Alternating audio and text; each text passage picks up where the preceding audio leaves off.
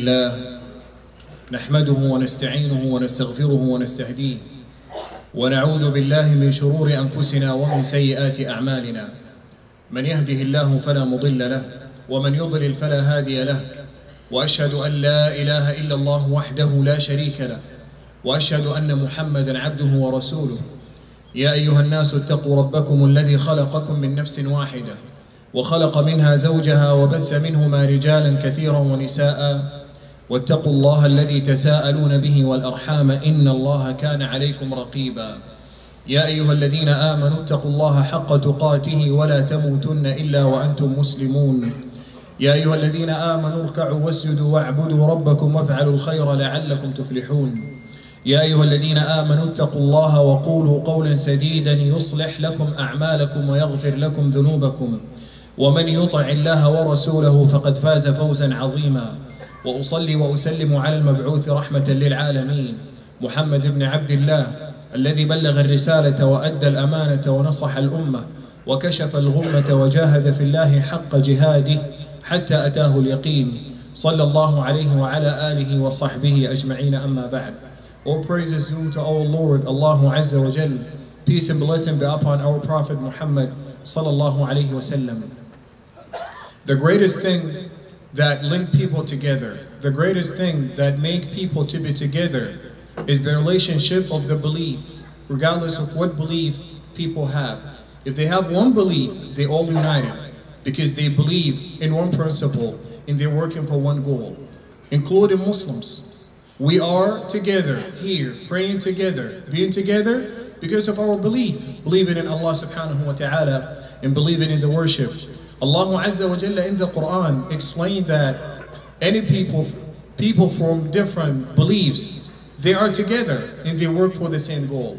Allah Azza wa Jalla says about the hypocrites, المنافقون والمنافقات بعضهم من بعض يأمرون بالمنكر وينهون عن المعروف.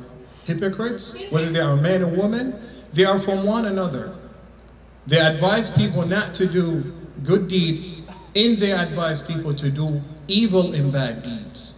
And also Allah subhanahu wa ta'ala talks about the believers in their relationship, in their principles, in their goals in this life. He says, وَالْمُؤْمِنُونَ وَالْمُؤْمِنَاتُ بَعْضُهُمْ أَوْلِيَاءُ بَعْضٍ. The believing women and believing men are from one another. They are brothers, they are together. يأمرون بالمعروف وينهون عن المنكر. They advise people to do good deeds. وينهون عن المنكر. And they advise people not to do bad deeds. ويأمرون بالمعروف وينهون عن المنكر ويقيمون الصلاة ويؤتون الزكاة. They perform the salat and they give out the zakat. They are working for the same principle. And this relationship is tying them together. This relationship of the belief, being together as Muslims, is a bounty, is a grace, is a blessing from Allah subhanahu wa ta'ala. Allah in the Quran always wants us to remember this grace, this ni'mah, this bounty that Allah subhanahu wa ta'ala brought us together. Allah Azza wa Jalla says, وَاعْتَصِمُوا بِحَبْلِ اللَّهِ جَمِيعًا وَلَا تَفَرَّقُوا. Hold fast, stick to the rope of Allah, which is the Quran. وَلَا تَفَرَّقُوا. And do not be divided. وَاذْكُرُوا نِعْمَةَ اللَّهِ عَلَيْكُمْ إِذْ كُنْتُمْ أَعْدَاءً فَأَلَّفَ بَيْنَ قُلُوبِكُمْ. Remember the grace and the bounty of Allah. You were enemies, and He united your hearts and make you one people. فَأَصْبَحْتُمْ بِنِعْمَتِهِ إِخْوَانًا. By His grace you become brothers. Before that, Arabs in the Arabian Peninsula, they were killing each other brutally, having wars, and enslaving each other. But Allah subhanahu wa ta'ala, because of the belief, united their hearts and they become brothers for the sake of Allah subhanahu wa ta'ala. Allah Azza wa Jalla in the Quran reminds His Prophet with this bounty, with this blessings, that Allah Azza wa Jalla supported him with the believers. هُوَ الَّذِي أَيَّدَكَ بِنَصْرِهِ وَبِالْمُؤْمِنِينَ. He is the one that supported you with His help in the believers. وَأَلَّفَ بَيْنَ قُلُوبِهِمْ. He united their hearts. لو أنفقت ما في الأرض جميعا ما ألفت بين قلوبهم. If you spend all what's on earth, you will never unite their hearts to be with you, defending you, fighting for you, being with you, believing in you and believing in Allah subhanahu wa ta'ala. So this is something great in the deen of Allah subhanahu wa ta'ala. In matter of fact, it's one of the requirements for the complete belief. For your belief to be complete, you have to have this requirement, which is loving your brothers and sisters in faith and being with them and not being divided. The Prophet Muhammad sallallahu alayhi wa sallam says in a hadith reported in Sunan Imam Abi Dawood and authenticated by Imam al-Albani rahimahullah, he says, من أحب لله وأبغض لله وأعطى لله ومنع لله فقد استكمل الإيمان. The person who loves for the sake of Allah, loves his brothers for the sake of Allah subhanahu wa ta'ala, not for anything else, not because of their nationality or their race or not because of their wealth, just because they are Muslims as him. وَأَبْغَضَ لِلَّهِ, and he hates for the sake of Allah subhanahu wa ta'ala, hates anything that's against the message of Allah, anything that's against the Quran, the book of Allah subhanahu wa ta'ala. وَأَعْطَى لِلَّهِ وَمَنَعَ لِلَّهِ, and he gives for the sake of Allah subhanahu wa ta'ala. And also he prevents, he doesn't give for the sake of Allah subhanahu wa ta'ala. Whatever is not pleasing to Allah subhanahu wa ta'ala, he doesn't do it and he doesn't give it. If he does these things, فَقَدْ اسْتَكْمَلَ الْإِيمَانِ, he has completed the iman. His belief is completed and inshallah accepted by Allah subhanahu wa ta'ala.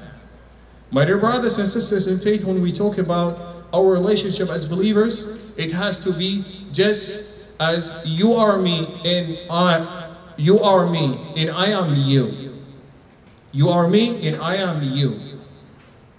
Different bodies with one soul, united together. The Prophet Muhammad sallallahu alayhi wa sallam in Sahih al-Imam Muslim said a great hadith talking about our rights as believers towards each other and how we should be and how should we treat each other. The Prophet Muhammad sallallahu alayhi wa sallam says, لا تحاسدوا ولا تناجشوا. Do not envy each other. Don't envy anybody. Don't envy anyone. Allah Azza wa Jalla has the power of all things. And Allah Azza wa Jalla made and created human in different status. Someone is rich and someone is poor. Someone is healthy and someone else is sick. Someone is very strong in a lot of things and someone else is not strong in these things. These are the gifts of Allah Azza wa Jalla. Gives it to different people differently. We cannot control that. We just have to be pleased with whatever Allah Azza wa Jalla gives us. If something is given to someone else, we can ask Allah subhanahu wa ta'ala to give us the same. But Allah Azza wa Jalla, in terms of worship, in terms of pleasing Him, in terms of being obedient to Him, the door is open to everybody. Anyone can worship. You have the choice to be a good person in terms of the worship. You have the choice to be a better believer. Although Allah subhanahu wa ta'ala did not make you rich, you're not rich, but you have other ways of worshiping Him. You can pray, you can read Quran, you can do a lot of things. You could be sick, not able to pray or to read the Quran, but Allah subhanahu wa ta'ala makes you rich, so you can give out in charity for His sake. In this way you become a better believer. So do not envy each other. وَلَا تَنَاجَشُوا. تناجش أن يزيد في السلعة من لا يريد شراءها. In the auction, when we have a product and people to be rising the price and they don't want to buy it, they just want to make it expensive. Don't do that when you do your businesses. Don't do that. وَلَا تَبَاغَضُوا. Do not hate each other. وَلَا تَدَابَرُوا. And do not give each other your back. You see your brother, because you have a problem with him, you will turn away from him, giving him your back. Do not do that. وَلَا يَبِعْ بَعْضُكُمْ عَلَى بَيْعِ بَعْضٍ. And do not sell over the selling of your brother. You have two brothers. One is the seller and the other is the purchaser. And they almost about to finish the deal. But you jump in. You are the third person, telling the purchaser, I can give you the same product for a cheaper price. No, the deal is about to finish. You can't involve. You cannot involve. Don't do that. That's going to cause problem between you and your brother, the seller. Don't do that. وَكُونُوا عِبَادَ اللَّهِ إِخْوَانًا. And be slaves for Allah and brothers.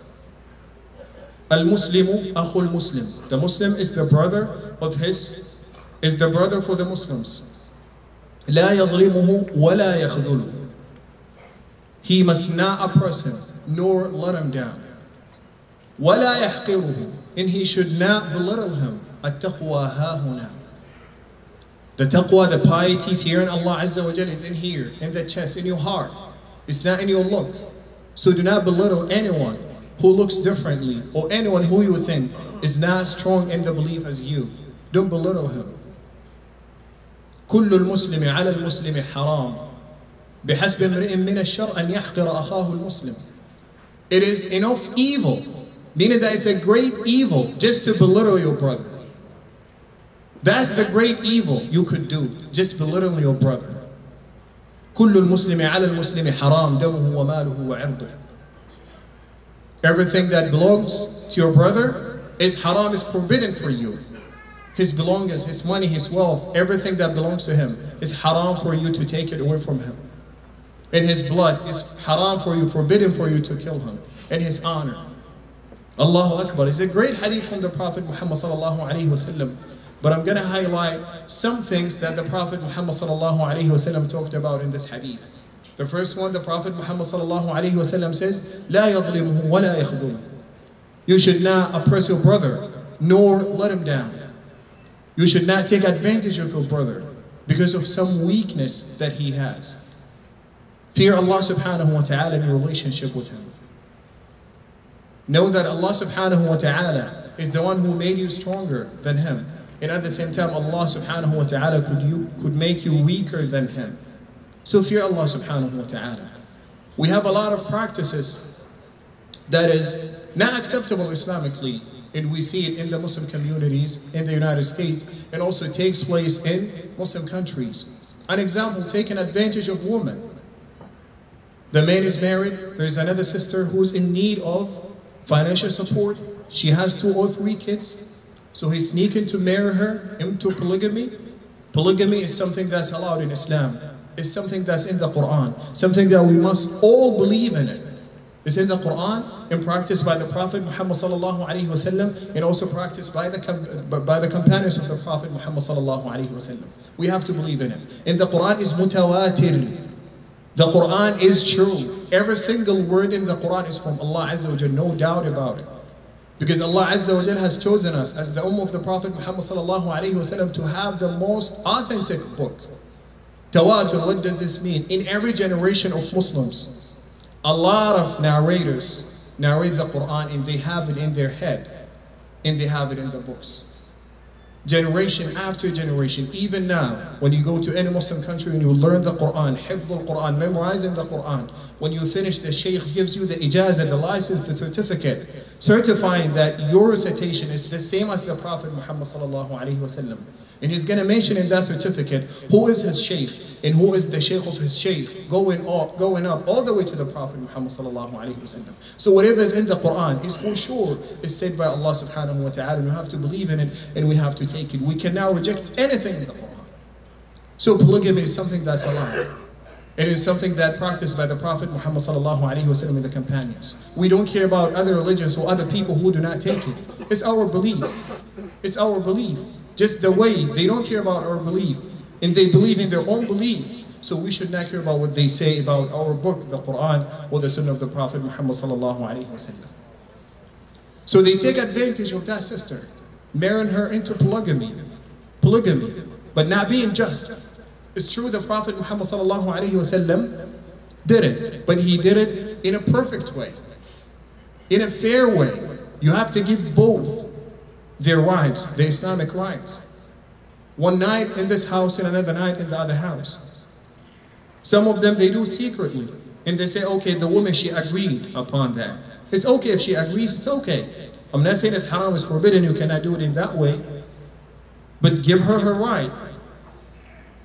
You ask her to work, and the first one does not have to work. We know in Islam, it's recommended for the woman to stay home and take care of the kids at the home, and the men work. So if you're not asking the first one to work, you cannot ask the second one to work. She's gonna stay home and take care of her kids, and you provide for both of them. In my advice to the sisters, sometimes they agree. I've been receiving a lot of calls and doing marriage counseling about this. They agree to it in the beginning. Okay, he's gonna do everything, he's gonna help me with the bills, and he's gonna help me financially. But down the road, she will not take it any longer because she's feeling that she has less value than the first one. She's less wanted than the first one. So because of that, my advice to any Muslim woman, if she agrees to marry into polygamy, she should get her Islamic rights, the justice, the adl. The Prophet Muhammad sallallahu alaihi wasallam says, whoever has two wives and he favors one over the other in the hereafter, he will come with one of his side leaning. One of his side leaning. So do not take advantage of her. If you want to do that, that's something allowed in Islam, no problem. But you have to be just. You have to treat her with justice. You have to do it exactly as the Prophet Muhammad sallallahu alaihi wasallam did it. And do not keep it a secret. Believe me, it's not going to last for long. One day, the first one is going to know. Be brave and be strong and do it correctly as the Prophet Muhammad sallallahu alaihi wasallam did it. But most importantly is an advice I send to the sisters. Whenever you get married to any man, get your Islamic rights. Islam is the deen of the peace. It's the deen of mercy. It's the deen that made marriage under the rules of respect and mercy and love. وَجَعَلَ بَيْنَهُمْ مَوَدَّةً وَرَحْمَةً. He created love and mercy in between them. This is how the marriage is. The marriage is not to take advantage of the woman or to take advantage of the man. So get your Islamic rights before being into this union, before being into this marriage. Don't take advantage of anyone who is weak. Don't oppress anybody who is weak. One of the practices that people do in the States with their Muslim brothers, because they are weaker than them, is the practice of taking advantage of someone who's not legal in the country. He's not legal in the country. I decide to hire him to work for me, but I pay him less because he doesn't have the paper. He doesn't have the green card. He doesn't have the citizenship. Although I pay other workers more, but this one, because he's illegal, I'm paying him less. I'm not here to tell you to hire someone who's legal or not legal. But what I'm talking about, when you decide to hire him, he is the same as others. Fear Allah subhanahu wa ta'ala. Don't take advantage of him because he's illegal. You were in that stage before, but Allah subhanahu wa ta'ala blessed you and gave you what you need and gave you the paper and the citizenship. So don't take advantage of someone who is weak. Sometimes someone who's not legal in the country, we take advantage of him. I can put the car into my name and you drive it. The insurance is $100, but you're going to pay me $300 to drive it. It's under my name. And the weak brother is going to take it. He has no choice. He has to work. He has to make his living. Fear Allah subhanahu wa ta'ala. Fear Allah subhanahu wa ta'ala. Allah subhanahu wa ta'ala sees everything happen. Allah Azza wa Jal sees everything happen. لا يظلمه ولا يخذله ولا يحقره. And he should not belittle him. Don't belittle your brother. Don't think because you come to the masjid and pray every single day, you're better than him. Don't think in that way. Maybe he's not praying in the same masjid you are praying. He's praying somewhere else. Maybe he's not praying in the masjid, but in private, not in public. He's doing something that you don't do. So he's greater in the sight of Allah subhanahu wa ta'ala. Don't think because you memorize the Quran by heart, you know it all in your head, you're better than him. Maybe you memorize it, you know it all, but you're not practicing what the Quran says. So he's better than you in the sight of Allah subhanahu wa ta'ala. Not because when he comes to the masjid, he doesn't wear the qamis, the thawb, he wears jeans or any clothes. Don't think that you're better than him. Allah Azza wa Jal, إن الله لا ينظر إلى صوركم ولا إلى أجسادكم ولكن ينظر إلى قلوبكم وأعمالكم. Allah Azza wa Jal does not look at your physique and your look. Allah Azza wa Jal looks at your heart. What do you have inside? Who are you in private when you are around people? That what matters to Allah subhanahu wa ta'ala. That what matters to Allah subhanahu wa ta'ala, not your personality when you are with people. So Allah subhanahu wa ta'ala does not look into that, does not look at that, your physique and your look. Allah Azza wa Jal looks into your heart. What do you have inside? So fear Allah subhanahu wa ta'ala. And one of the things that will never be accepted from a Muslim man is deceiving. Do not deceive. Do not deceive your brothers. This is one of the complaints that a lot of times people complain. I deal with my brother, but he deceives me. I am recommended by someone. He is recommended to me by someone. So if someone recommends you for your Muslim brother, fear Allah subhanahu wa ta'ala. Know that it's an amana, it's a trust. You are recommended not because of anything, just because of your belief in Allah subhanahu wa ta'ala. So fear Allah subhanahu wa ta'ala. Fear Allah subhanahu wa ta'ala. If you cannot do the job, if you cannot do the right thing with your brother, tell him from the beginning, I can't do it, I'm sorry. Find somebody else. I can show you someone else who can do it for you. So fear Allah subhanahu wa ta'ala. Don't take advantage of your brother. And lastly, what the Prophet Muhammad sallallahu alayhi wa sallam says in the hadith, كل المسلم على المسلم حرام دمه. Everything is prohibited for you everything is prohibited for you from your brother, to take it away from him, including his blood, not to kill him. It's not allowed in Islam to kill anyone. Killing is something that condemned by Islam. It's not acceptable. We have a lot of ayat, a lot of ahadith from the Prophet Muhammad sallallahu alayhi wa sallam about this. Killing one innocent soul is like killing all humanity. And saving one soul is like saving all humanity. So the Prophet Muhammad sallallahu alayhi wa sallam saying, what he's saying in this is prohibited for you to kill your brother. And this is a message I sent to those who describe ISIS as an Islamic group or Islamic terrorist group. It is not Islamic terrorist group. It's a terrorist group. Do not link it with Islam. What they're doing is un-Islamic. What they're doing is un-Islamic. They're killing more Muslims than non-Muslims. But our Prophet is saying, do not kill Muslims. And in general, do not kill anybody. So how could someone who is clearly doing the opposite of what the Prophet is saying, and what the religion is saying, to link him with the belief, with the Islam, saying his action is Islamic, is clearly un-Islamic. Is un-Islamic. Our deen is the deen of peace. Our deen is the deen that wants humanity to live in peace, to love each other, to worship Allah subhanahu wa ta'ala. That's the main purpose of being on earth, not to kill others. We don't enjoy that. We don't like it. We don't want to see it. Allah Azza wa Jalla wants everybody to survive and to worship Him and to fear Him and to treat His fellow human and fellow brothers in faith with respect and mercy and love. أقول ما تسمعون واستغفر الله العظيم الجليل لي ولكم ولسائر المؤمنين والمؤمنات من كل ذنب وخطيئة فاستغفروه إنه هو الغفور الرحيم.